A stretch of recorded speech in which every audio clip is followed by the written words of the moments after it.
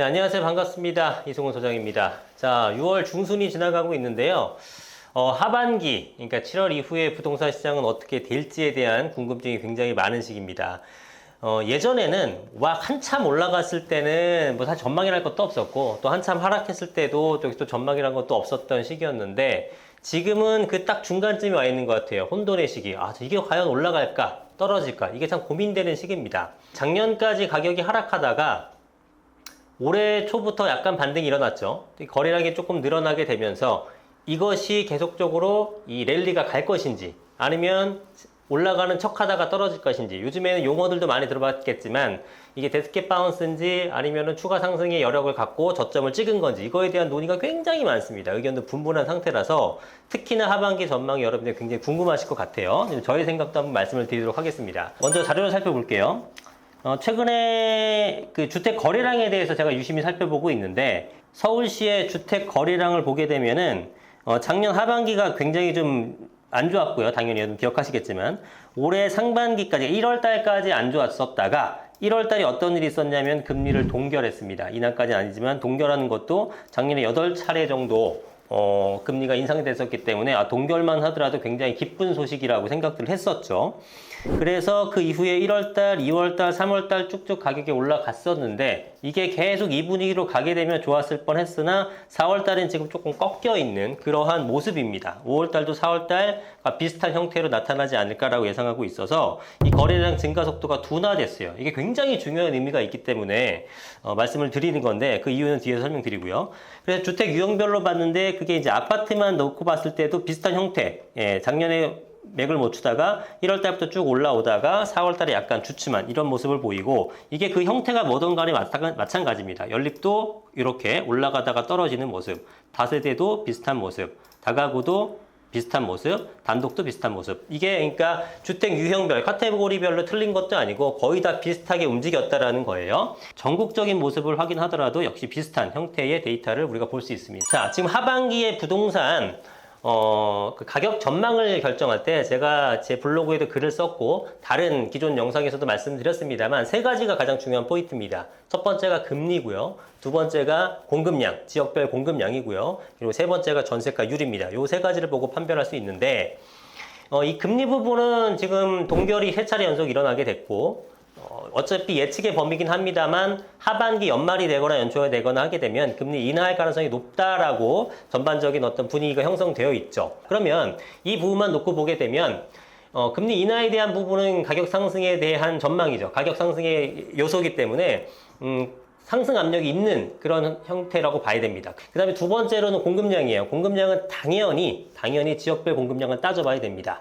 뭐 지금 최근에 뭐 있나요? 대구라든가 인천이라든가 물량이 엄청나게 많습니다. 물량이 엄청나게 많아서 그런 지역들에 대해서는 당연히 금리가 조금 인하가 된다고 하더라도 물량이 많아서 미분양 자체가 많기 때문에 가격이 상승하기는 어렵다고 보는 겁니다. 그러니까 상승하는 측면과 하락하는 측면, 상승 요인, 하락 요인을 다 비교해서 영향력을 봐야 되는데, 금리 조금 인하가 됐다고 하더라도 물량이 많은 상태, 미분양 물량이 많은 상태에서 올라가기 힘들겠죠.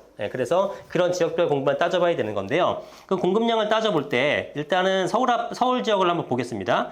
자, 서울 지역의 데이터를 보게 되면 적정 수요가 47,000에 비해서 지금 21년, 22년, 23년, 24년, 25년 계속 지금 부족한 그런 형태를 보이지 않습니까? 그러니까 여기는 공급이 많이 부족한 지역입니다. 거기다가 금리까지 인하가 된다 그러면 서울 지역은 가격이 상승할 것으로 예상하는 것이 합리적이죠. 여기까지만 보면. 그런데 서울은 역전세 부분에서 가장 취약한 지역이기도 합니다. 자, 이 역전세에 대한 부분은 이 공급량 마무리 짓고 뒤에서 설명드리도록 하겠습니다. 이거를 경기로 간다. 그럼 어떻게 되느냐? 경기는 적정 수요 대비 공급이 많죠. 그래서 올해도 마찬가지고 내년도 마찬가지고 내후년 25년 정도에 좀 부족한 모습 보입니다만, 이 부족분은 여기에 충당이 되겠죠. 이 부분하고 이 부분을 상계시켜서 수요 대비 공급이 밸런스를 맞췄다고 보게 되면 그 전 직전 몇 년 동안 공급량이 많았기 때문에 이것도 공급이 많은 지역이다라고 보시면 됩니다. 그러면 인천, 수도권 쪽을 다 보겠습니다. 인천도 마찬가지죠. 적정 수요 대비 너무나 많은 공급량이 있었기 때문에 이런 지역들도 역시 가격이 쉽게 상승하기는 어렵다라고 봐야 되는 게 맞아요. 자, 그런데 아까 언급드렸다시피 역전세가 앞으로 일어날 것 같습니다. 제 전세가 비율이 지금 보통 한 55에서 56% 정도 유지가 됐었다가 서울의 전세가 비율이 만약에 아파트 매매가가 10억이면 전세가 한 5억 5천 됐었다는 얘기죠. 평균적으로는. 그게 재건축 대상 아파트에 다 포함한 거기 때문에 사실 실제로 새 아파트라든가 준신축 개념에서는 한 60%에서 70%까지 갔었습니다. 굉장히 높은 비율로 돼 있었죠. 그런데 아시다시피 지금 역전세 현상이 나타나고 있지 않습니까? 20년도 하반기 이후부터 굉장히 전셋값이 급등을 합니다. 여기 한번 보겠습니다. 자, 오른쪽에 보시면 매매가, 전세가 가격 변동이라고 있잖아요. 이 중에 제가 전세만 데이터를 뽑은 건데, 자, 보시면 20년 6월달 여기 있다가 20년 9월달, 20년 6월달, 9월달이 뭐냐면 아까 임대차 3법 시행식이죠. 8월달에 시행식이었지만 이걸 8월달부터 시행한다라는 소문이 돌고 기사화가 됐던 게 5월달부터니까 이때부터 전세가가 쭉 올라가기 시작합니다.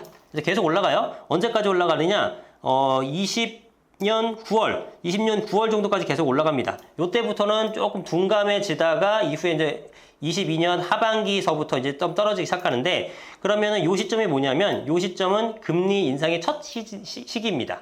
예, 그러면서 약간 둔화가 되는 그런 모습을 보였습니다만, 어찌됐건 엄청난 유동성과 임대차 3법의 영향으로 전세가가 폭등을 한 시기예요. 그러면 요게 2년이 지난 시점, 지금이 23년도 상반기니까 21년 상반기, 21년도 상반기 요 시점에 가격이 엄청나게 높아져 있죠. 이미 쫙 오른 상태죠.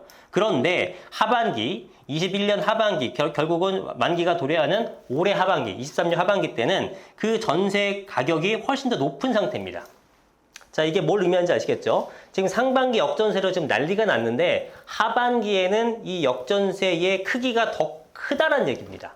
그래서 아까 제가 거래량을 봤던 이유가 뭐냐 하면, 일단 전세 거래량과 매매 거래량과 그 금액을 비교해 봤는데 전세가는 사실 크게 변동이 없어요. 자, 보시면 23년도 올해 보시게 되면은 조금 전세가 변동률이 마이너스 4.3, 마이너스 2.65, 마이너스 1.8이 지금 4월달은 변동이 없다가 또 5월달에 마이너스 0.8. 그러니까 비록 그 전세가 하락의 폭은 줄어들었을지언정 전세가가 회복은 못하고 있습니다. 전세가가 올라가지 못하고 있어요. 평균 전세가. 물론 단지별로 따져보게 되면은 우리 동네 전세는 좀 올라갔는데요. 뭐 그런 지역이라 그런 단지가 있겠지. 그러나 평균적으로 봤을 때는 전세가가 지금 회복하지 못하고 있는 모습입니다. 그러면 아까 말씀드렸던 대로 가격은 상반기보다 하반기가 더 비싸게 전세를 놨었는데 전세 가격은 주춤하고 있으면 더 큰 역전세가 발생할 수 있겠죠. 이게 서울의 가장 큰 약점입니다. 서울은 금리에 대한 인하 부분과 그 다음에 공급이 매우 부족하다는 부분이 상승 요인이 있는 반면 역전세에 대한 취약성은 가장 높은 지역입니다. 그래서 하반기에 서울의 집값을 예측하기가 참 쉽지가 않습니다. 그래서 제가 아까 서두에 말씀드렸었던 거래량 증가 이 부분을 왜 유심히 봤냐면은 지금 전세가, 역전세가 나타나는 부분은 어찌할 수가 없다. 예, 이게 역전세 폭 자체가 어느 정도 수준인지 모르겠지만 역전세가 나는 것은 지속되는 건 어쩔 수 없다. 그러면 임대인들이 할 수 있는 것은 일단 정부에서 그 반환 보증금에 대해서 DSR 적용하지 않고 대출을 실행할 수 있게끔 해주겠다. 그 차익분만큼, 역전세 난 부분만큼만 이거에 대해서 논의를 하고 있는데 이게 이제 된다고 하게 되면은 조금 역전세에 대한 부분을 해소시킬 수가 있지만 만약 그렇지 않다고 하게 되면 뭐 그게 사실 DSR 적용하지 않고 통과시켜 준다고 하더라도 금리에 대한 부담은 상당하기 때문에 임대인들의 부담이 크게 줄어드는 건 아니긴 합니다. 근데 어쨌든 아무것도 안 해줬을 때는 임대인들은 아예 방법이 없어요. 내 물건이 경매로 되거나 아니면 집을 팔아야 되는 현상이 생기게 되겠죠. 지금 통계자를 보니까 한 10명 정도의 역전세 맞이한 임대인이 있다 그러면은 그 중에 70%는 지금 돈이 준비가 안 되어 있습니다. 새로운 임차인이 와야지만 그 돈을 메꿔줄 수가 있는 건데 그 차익분에 대해서 준비가 안 된, 현재 시세와 기존 시세의 차익분에 대해서 준비가 안 된 임차인이 거의 70% 가깝다라는 거죠. 그러면 역전세 비율이 지금 거의 한 50% 이상 된다고 합니다. 만기가 도래하는 것 중에 절반 정도가 지금 역전세가 맞이할 거고 그 중에 70% 정도라고 하니까 50에 70이니까 전체 물량 중에 35% 정도가 역전세에 대해서 대비가 전혀 안 돼 있다는 거니까 엄청나게 많은 물량이죠. 그러니까 이 물량을 그냥 경매로 넘어가게 될 것이냐, 뭐 금매로라도 팔겠다라는 사람이 있을 수 있겠죠. 돈 준비가 전혀 안 되신 분들은 노력을 했는데도. 그러면 이 물량을 이렇게 나왔었던 물량까지 가정하고 이런 시나리오들을 가정했을 때 가격이 빠지지 않기 위해서는 이 나온 물량을 충분히 수요가 받아줄 수 있다면 가격이 하락하지 않겠죠. 그래서 제가 거래량을 본 겁니다. 거래량이 꾸준하게 올라가지고 있다면 전세로 인해서 하반기 매도 물량이 나온다 하더라도 이것을 받아줄 수 있는 수요층이 있다 그러면은 가격이 크게 하락하지 않겠죠. 유지가 되거나 오히려 상승할 수 있는 부분인데, 그래서 5월달 지금 거래량을 중요시하게 봤는데 지금 3월 1, 2, 3월 쭉 올라가다가 아까 보셨지만 4월달 주춤하고 5월달도 4월달과 거의 차이가 없는 수준으로 내지는 조금 하락한 수준으로 지금 거래량이 나타나고 있다라는 겁니다. 이거는 심각해지죠. 그럼 이제 6월달, 7월달 정도를 조금 더 거래량을 지켜봐야겠습니다만, 거래량 회복이 잘 되지 않는다면 그러면 가격의 하락 우려가 분명히 존재는 합니다. 네, 그런 부분이 사실은 리스크라고 봐야겠죠. 일단 한두 달 정도의 데이터를 더 보는 것이 맞겠다고 판단이 들고, 그 데이터가 조금 더 수집이 되게 되면 그때 가서 다시 한번 하반기 전망에 대해서 말씀드리도록 하겠습니다. 오늘 영상은 여기까지 하겠습니다. 구독과 좋아요 많이 눌러주시고 더 좋은 영상으로 찾아뵙도록 하겠습니다. 감사합니다. 이성조장이었습니다.